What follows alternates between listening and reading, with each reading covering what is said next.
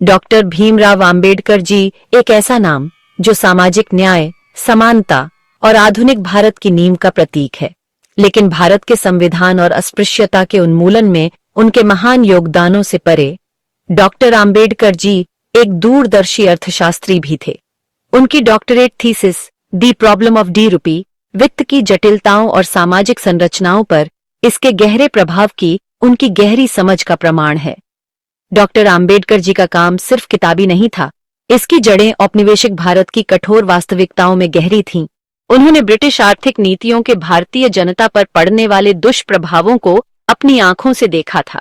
इसलिए उनकी थीसिस केवल मुद्रा का विश्लेषण मात्र नहीं थी, यह औपनिवेशिक शोषण का एक कड़ा अभियोग और आर्थिक मुक्ति का आह्वान था। द प्रॉब्लम ऑफ डी रूपी अतीत की कोई निशानी नहीं है, यह एक ऐसा लेख है जो हमारे समय में भी प्रासंगिक है, खासकर जब हम आर्थिक शक्ति के नए रूपों, वैश्वीकरण और डिजिटल मुद्राओं के उदय से जूझ रहे हैं। अपने काम के माध्यम से डॉक्टर आंबेडकर हमें वित्त, शक्ति और सामाजिक न्याय के बीच के जटिल रिश्ते को समझने के लिए एक रूपरेखा प्रदान करते हैं, जो कालातीत अंतर्दृष्टि प्रदान करती है।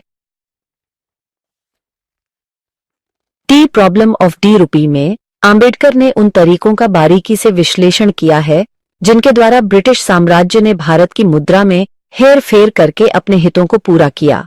उनका तर्क है कि रुपये का अवमूल्यन कोई प्राकृतिक आर्थिक घटना नहीं थी, बल्कि भारत की संपत्ति को साम्राज्य के खजाने में डालने के लिए बनाई गई एक जानबूझकर नीति थी। डॉक्टर आंबेडकर जी इस बात पर प्रकाश डालते हैं कि कैसे औपनिवेशिक सरकार ने एक ऐसी व्यवस्था लागू की जहां भारत को अपने भंडार पाउंड स्टर्लिंग में रखने के लिए मजबूर किया गया, जिससे रुपये का भाग्य ब्रिटिश अर्थव्यवस्था की सनक से जुड़ गया। उन्होंने तर्क दिया कि इस प्रणाली ने भारत को व्यवस्थित रूप से नुकसान पहुंचाया, जिससे यह बाहरी झटकों के प्रति संवेदनशील हो गया और इसकी आर्थिक स्वायत्तता सीमित हो गई। उन्होंने औपनिवेशिक सरकार द्वारा रुपये को स्वर्ण मानक से जोड़ने पर जोर देने की भी आलोचना की, तब भी जब वैश्विक आर्थिक परिस्थितियों ने इस प्रणाली को अव्यावहारिक और भारत के हितों के लिए हानिकारक बना दिया था। डॉक्टर आंबेडकर जी का मानना था कि यह नीति भारत की आर्थिक स्थिरता की कीमत पर ब्रिटिश वित्तीय प्रभुत्व को बनाए रखने के लिए बनाई गई थी। रुपये का अवमूल्यन सिर्फ अंग्रेजों का काम नहीं था। आंबेडकर जी का विश्लेषण वैश्विक वित्तीय ढांचों को अपने लाभ के लिए आकार देने में पश्चिमी शक्तियों की व्यापक भूमिका तक फैला हुआ है। वह संयुक्त राज्य अमेरिका के प्रभाव की ओर इशारा करते हैं, विशेष रूप से प्रथम विश्व युद्ध के बाद एक वैश्विक मुद्रा प्रणाली को आगे बढ़ाने में, जिसने उसके अपने आर्थिक हितों का समर्थन किया। डॉक्टर आंबेडकर जी का तर्क है कि फ्रांस ने भी रुपये के भाग्य को आकार देने में भूमिका निभाई। वह इस बात पर प्रकाश डालते हैं कि कैसे 1920 के दशक में फ्रांस के स्वर्ण मानक से दूर जाने के फैसले का वैश्विक अर्थव्यवस्था पर व्यापक प्रभाव पड़ा, जिससे रुपये के मूल्य पर असर पड़ा और पश्चिमी शक्तियों द्वारा और उनके लिए डिजाइन की गई प्रणाली की कमजोरियां उजागर हुईं। पश्चिमी आर्थिक आधिपत्य की डॉक्टर आंबेडकर जी की आलोचना अतीत तक सीमित नहीं थी। उन्होंने माना कि आर्थिक प्रभुत्व की खोज एक सतत परियोजना थी और भारत जैसे नए स्वतंत्र राष्ट्रों को नव औपनिवेशिक प्रथाओं से सावधान रहने की जरूरत थी, जो नए रूपों के तहत पुरानी शक्ति संरचनाओं को बनाए रखना चाहती थीं। 21वीं सदी में आते हैं और हम खुद को नई तकनीकों और वित्तीय प्रणालियों से जूझते हुए पाते हैं जो आर्थिक शक्ति की हमारी समझ को चुनौती देती हैं। क्रिप्टोकरेंसी, विशेष रूप से बिटकॉइन के उदय ने पैसे के भविष्य, संप्रभुता की प्रकृति और आर्थिक नियंत्रण के नए रूपों की संभावना के बारे में बहस छेड़ दी है। कुछ लोगों का तर्क है कि बिटकॉइन अपने विकेंद्रीकृत स्वभाव और सरकारी नियंत्रण से स्वतंत्रता के साथ केंद्रीकृत वित्तीय शक्ति की विरासत से एक विराम का प्रतिनिधित्व करता है, जिसकी डॉक्टर आंबेडकर जी ने आलोचना की थी।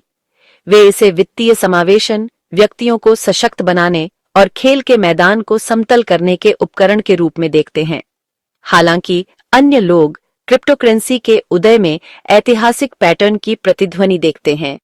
उनका तर्क है कि नियमों की कमी और कुछ लोगों के हाथों में बिटकॉइन के स्वामित्व की एकाग्रता आर्थिक आधिपत्य के नए रूपों का मार्ग प्रशस्त कर सकती है।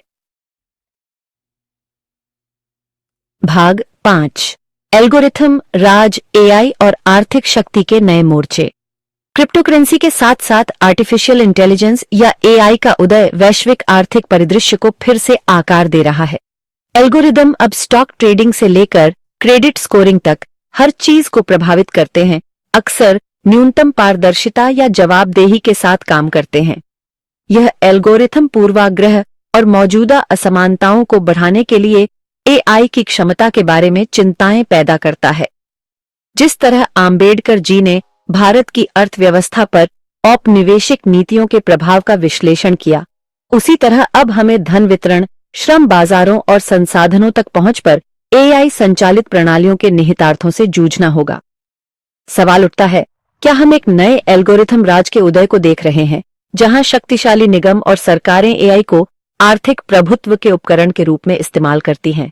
और अगर ऐसा है, तो हम कैसे सुनिश्चित कर सकते हैं कि इन तकनीकों का उपयोग अधिक न्याय संगत और न्यायपूर्ण आर्थिक व्यवस्था बनाने के लिए किया जाए, न कि शोषण के उन तरीकों को बनाए रखने के लिए जिन्हें खत्म करने के लिए आम्बेडकर ने अपना जीवन समर्पित कर दिया। भाग 6. क्रिप्टोकरेंसी और भारत, अनिश्चितता का एक नृत्य। क्रिप्टोकरेंसी के साथ भारत का रिश्ता अनिश्चितता और सावधानी से भरा रहा है। जबकि सरकार ने ब्लॉकचेन तकनीक की संभावनाओं का पता लगाया है, उसने क्रिप्टोकरेंसी से जुड़े जोखिमों के बारे में भी चिंता व्यक्त की है, जिसमें अवैध गतिविधियों में उनके संभावित उपयोग और उनकी अस्थिरता शामिल है।